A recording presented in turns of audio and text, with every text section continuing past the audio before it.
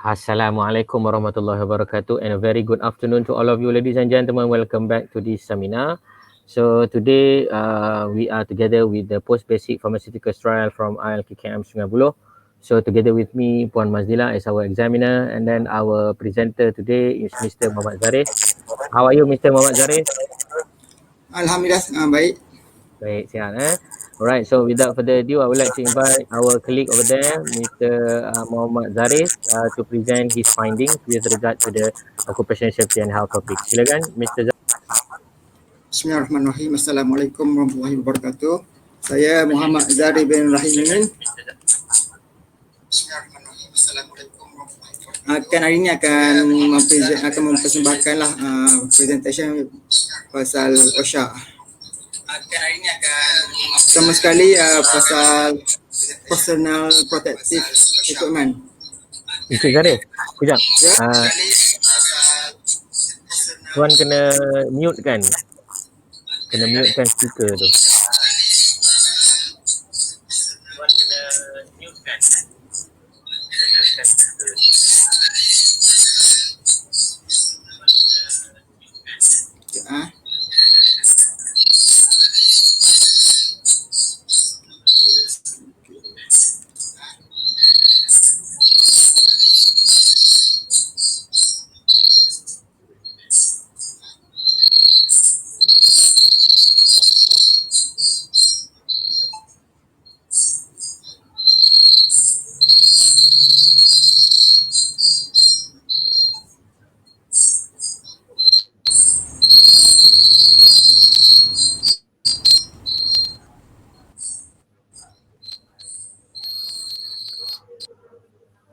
Okay, cuba try.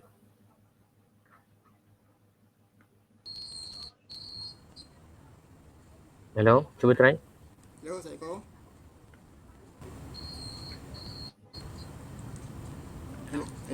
Hello.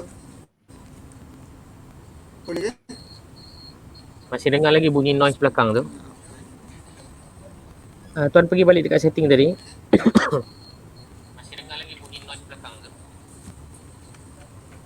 Dekat setting kat StreamYard tadi tu. Setting. Pergi dekat Internet Explorer bawah tu, Chrome. Okay, pergi kat StreamYard. Okay, go to the cam and mic setting. Okay, just change accordingly lah, mana yang sesuai.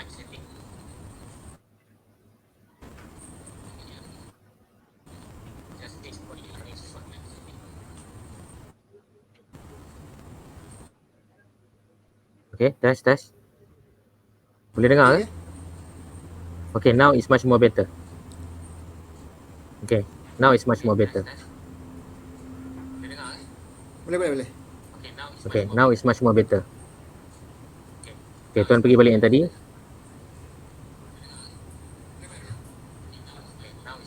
Cik Intan, ada suara double lah. Betul lah, double tu daripada Encik Zarif ni. Encik Zarif kena mute kan. Apa, nanti saya cuba mute. Okay, silakan. Betul lah, double tu daripada Encik Zarif ni. Encik Zarif kena mute kan. Apa, nanti saya cuba mute. Okay, silakan.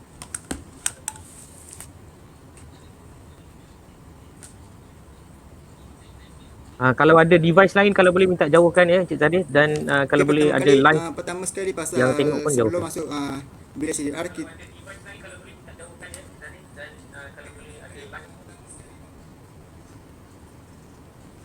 Okey.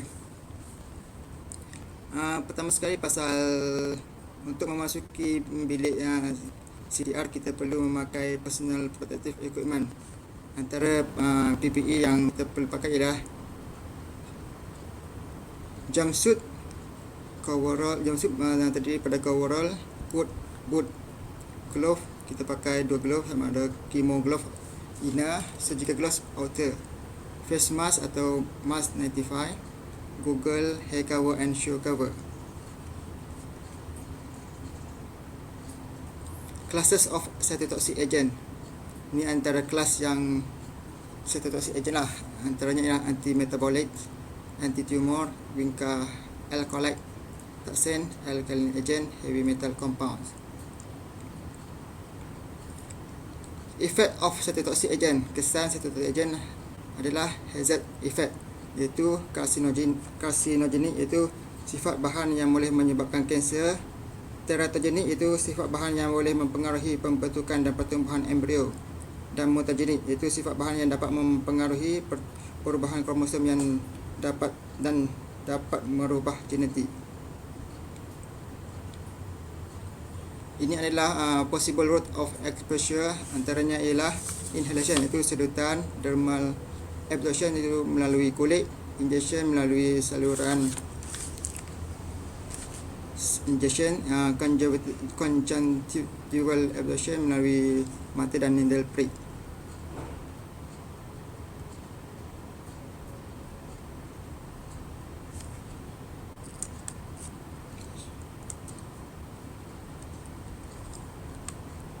Preparation. To prepare in the pharmacy setting, kita mesti control environment, iaitu clean room, proper facilities, training personnel, iaitu personal mesti terlatih, safe working procedure untuk mengelakkan risiko pendedahan semasa manipulation of drug, reconstitution dan transfer. Preparation continuous. Bolus kita di selayang kita pakai bolus dan infusion saja.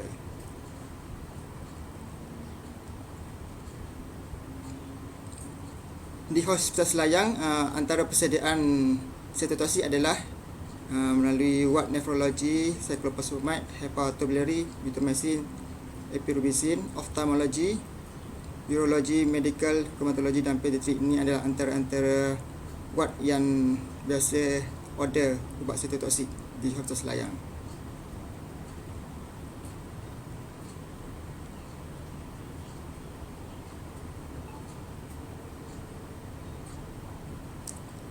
Di hospital selayang tiada stat tiada stat yang dipohon. Hanya ubat perlu memohon seminggu sebelum persediaan dilakukan. Ini adalah antara contoh persediaan yang terdapat di hospital selayang.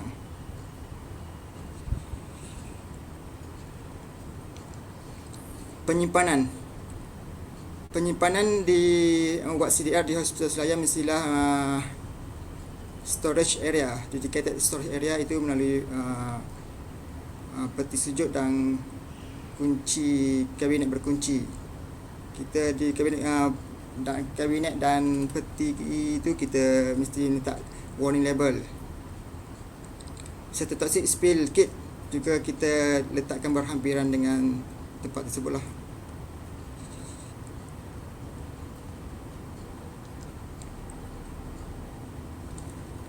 Setiap persediaan ubat cytotoxic kita mesti rekod dalam buku pembekalan rekonstitusi ubat cytotoxic.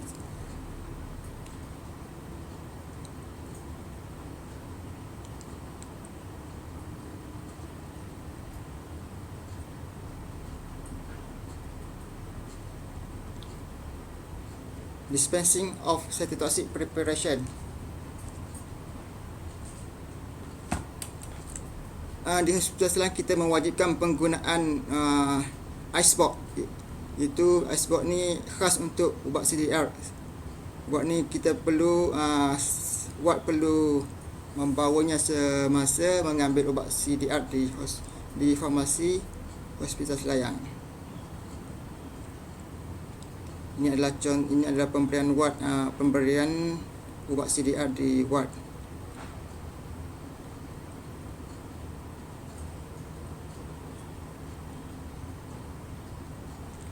Disposal of cytotoxic waste. Waste cytotoxic yang mengandungi material which have come into contact with cytotoxic drug during the process, reconstitution, transportation, administration and cleaning up or spill. Kita mesti asing dan package berasingan lah. seal dengan double layer clinical waste bag. Inform predicate untuk mengambil dengan segeralah lepas kita buang sisa situasi.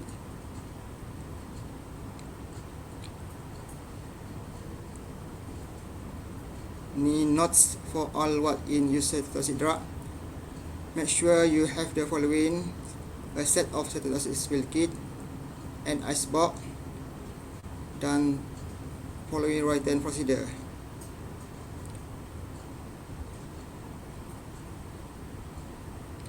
Cytotoxic spill biasanya melalui reconstitution, transportation, storage, administration dan disposal.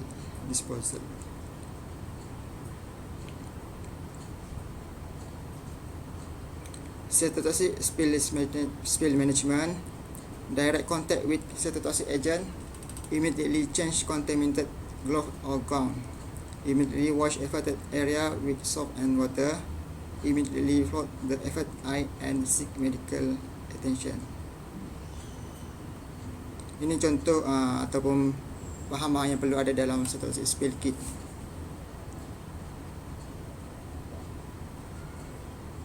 Ini adalah carta aliran jika berlakunya cytotoxic spill.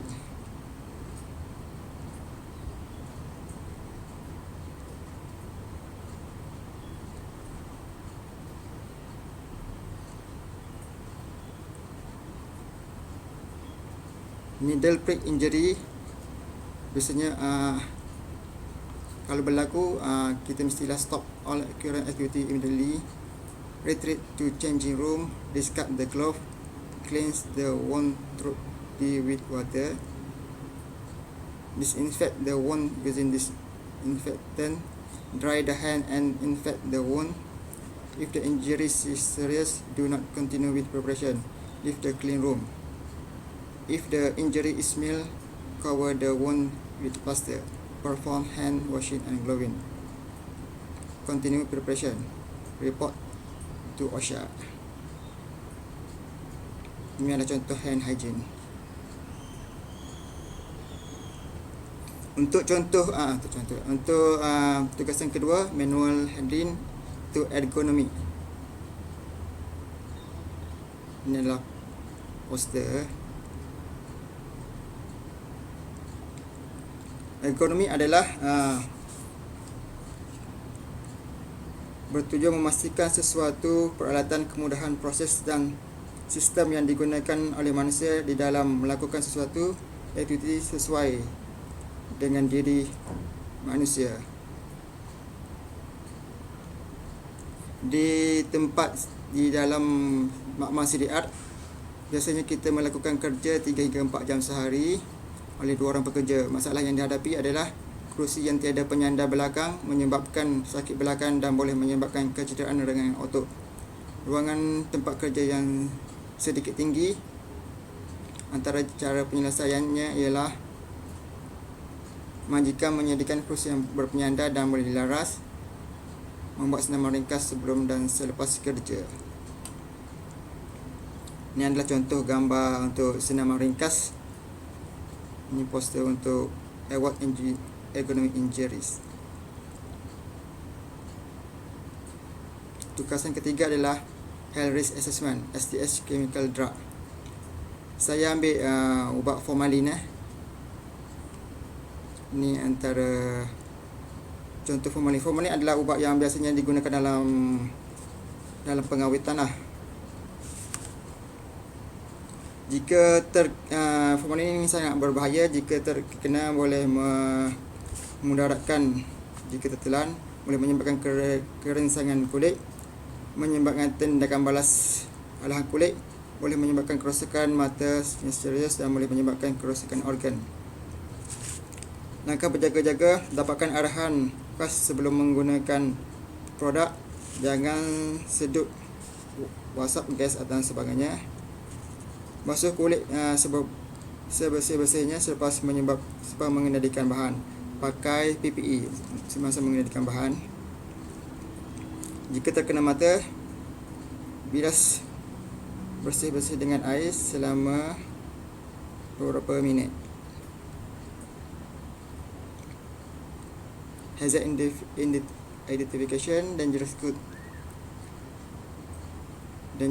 classes 8, 6 packaging group 3.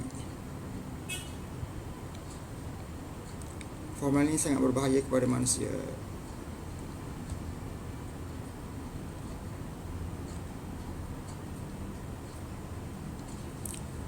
Storage kita mestilah letakkan di tempat yang tinggi, sekurang-kurangnya beralas dengan pallet. Ini untuk memudahkan kita melihat jika berlakunya kebocoran pada formalin tersebut. First aid measure.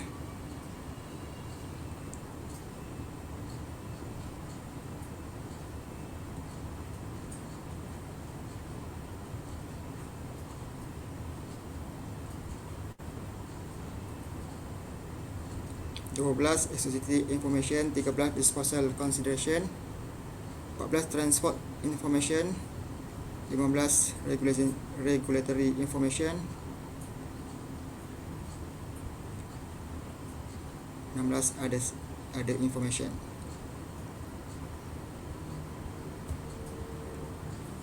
Orang high rate.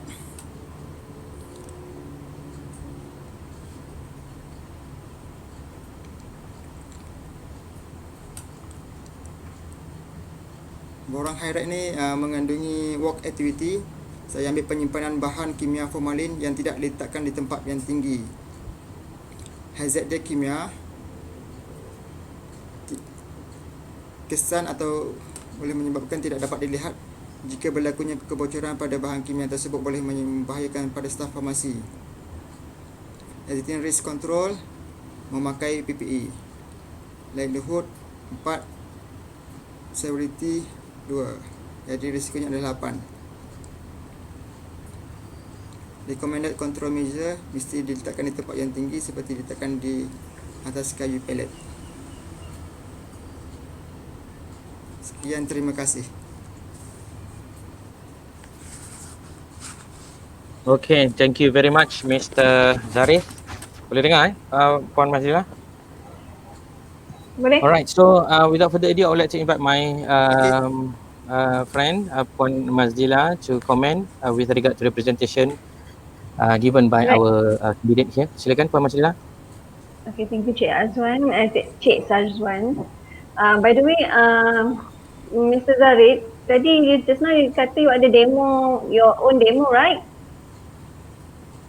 Adakah that one proceed Cik Azad?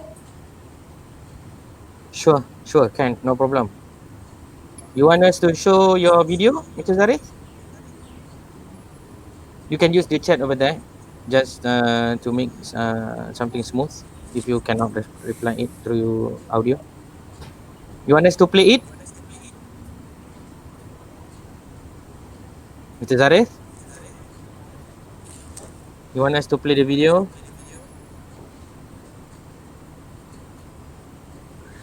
Zarif, you Ya. boleh dengar?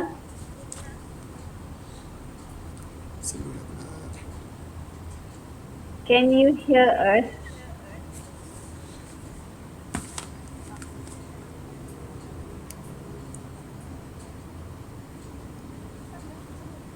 Hello, Encik Zarif. Hello. Nak saya playkan dia punya video ke? Boleh. Boleh, okey.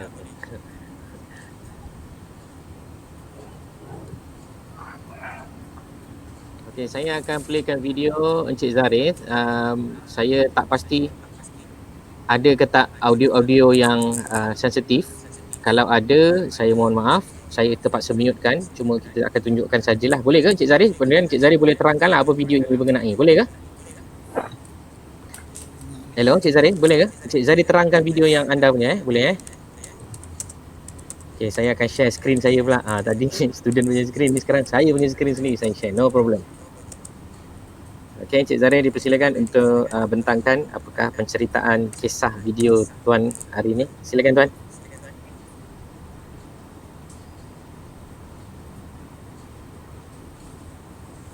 Okay, Encik Zarif, silakan. Ini video anda, saya mute.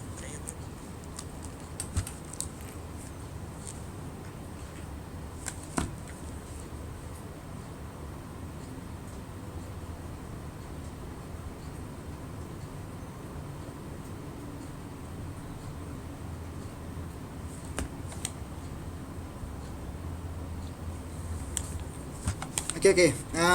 Ni video pasal prosedur sebelum kita memasuki bilik CDR lah, cleaning room untuk buat preparation. Ni sebelum ni kita perlu membasuh tangan. Ni peralatan atau PPE yang perlu kita pakai sebelum memasuki bilik CDR.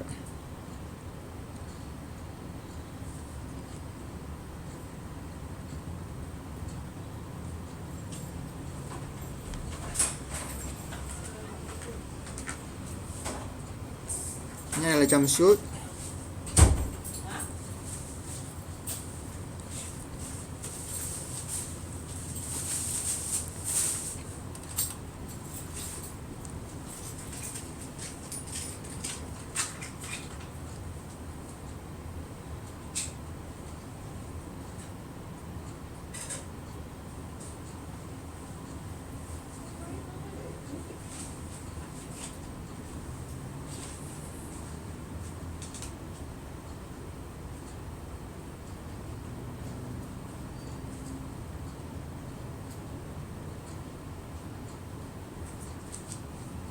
Okay, sambil-sambil tu kita tanya lah kan, boleh? Sambil-sambil tu kita bertanya, boleh ke? Boleh, silakan Cik Izzat. Okay, Encik Zaris yang pakai ke semua ni? Sendiri-sendiri Tak dengar Saya chat.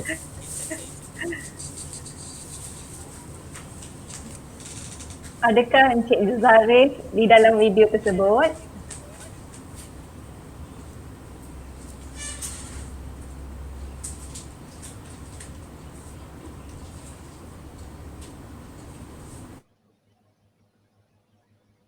Tak apa. Okay, saya akan cepatkan sikit Okey, boleh. Lupa pula. Sebab. Okay, ni apa ni?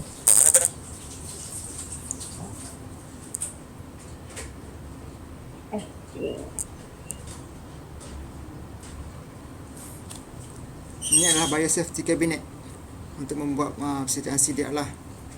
Sebelum membuat persediaan kita perlu swab dengan alkohol 70%.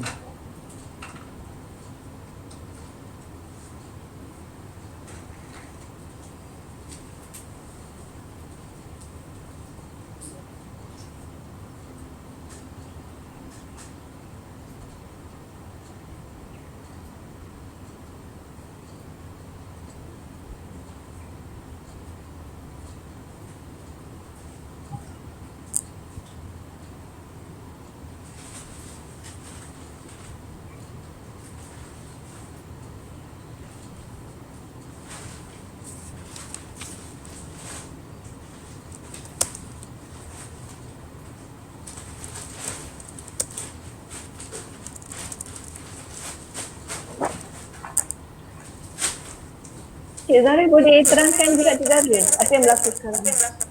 Ni masa kita buat persediaan lah. Ni semasa buat Cik persediaan. Zaris pernah handle tu keadaan ni? Pernah. Oh. Tapi masa ni saya ambil video je lah.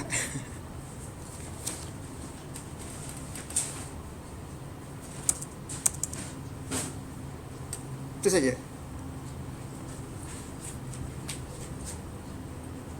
Okey, terima kasih Encik Zaris atas production video. Kita akan mulakan dengan soalan lah. Tapi kalau tak dengar, kita akan tanya dekat dalam chat je lah, tenang. Silakan Puan Masjila. Cik Zaris boleh dengar ke? Boleh, tapi tak berapa nak clear. Oh. Saya tak ada soalan. Just cuma ingatkan tadi video betul daripada Cik Zaris. Saya dah semangat lah. Rupanya video tu still video yang bukan daripada Cik Zaris sendiri lah. Betul lah? Tapi biasanya saya masuk lah, tapi yang video tu saya ambil lah. Oh, video tu Cik Zaris yang jadi cameraman dia. Betul. Oh, okey. So patutnya sebenarnya boleh jadi satu video yang lebih menarik dan lebih kreatif lagi sebab Cik Zaris yang ada video tersebut. Itulah sebab masa pun 5 minit. Jadi banyak cut lah. Ini video. Okey, tak apa. Buat masa ni saya tak ada soalan, Cik Azad. Saya pass pada Cik Azad dulu. Okey, terima kasih kepada sahabat saya Puan Mazlina. Okey, saya akan cerita sikit dari segi penambahbaikan daripada presentation Tuan Zarif tadi. So based on the poster dan juga video yang telah dibentangkan oleh Tuan tadi, saya rasa segalanya jelas. Cuma ada beberapa benda yang boleh ditambah baik lah, terutama dari segi konsep penilaian risiko. Sebab saya perasan penilaian risiko memerlukan komponen yang berkaitan dengan frekuensi duration lah. So kita perlu faham lah berapa banyak loading yang Tuan kena dapat order kan daripada kita punya cerita ni. Dan drug yang Tuan gunakan ni adalah dia berdouble Okay, tak apa. So basically saya dah tengok sini Tuan gunakan formalin kan, betul, sebagai chemical. So formalin ni biasanya digunakan di dalam Biasanya pengawet lah, biasanya forensik. pengawet. So formalin ni biasanya tak lain tak bukan, dia memang toksik dia memang toksik.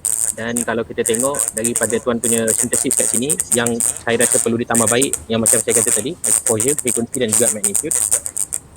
Frekuensi, exposure dan magnitude. Orang yang menggunakan formalin ini. Nanti tak apa, nanti Tuan tengok balik video ni, nanti Tuan nampaklah idea dia bagaimana. Okay, so saya komen aja, never mind, sebab nanti you boleh dengar balik audio ni.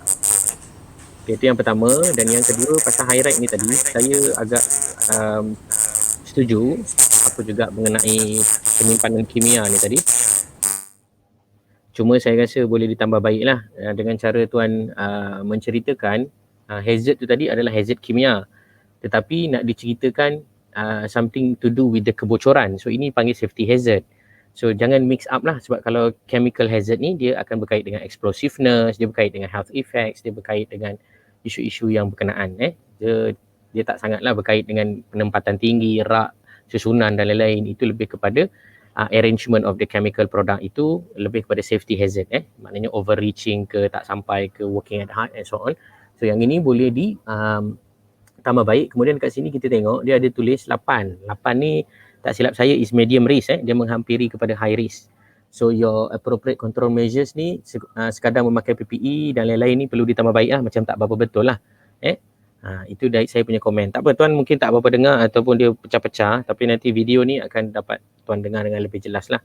Alright, so itu secara superficialnya. Kita akan jumpa sebentar lagi. Saya minta Encik Zari tunggu dulu, jangan left the studio. Just tunggu dulu for a while, because kita akan end up the live session for a while and then kita akan discuss at the back of the studio. Okay, Encik Zari tunggu jangan left dulu. Terima kasih. So kepada yang tengah tengok view ni, tunggu sekejap lagi, ada lagi 2 kandidat kalau sempat. Kalau tak sempat seorang aja, tengoklah keadaan semasa. Alright, jumpa lagi selepas ni.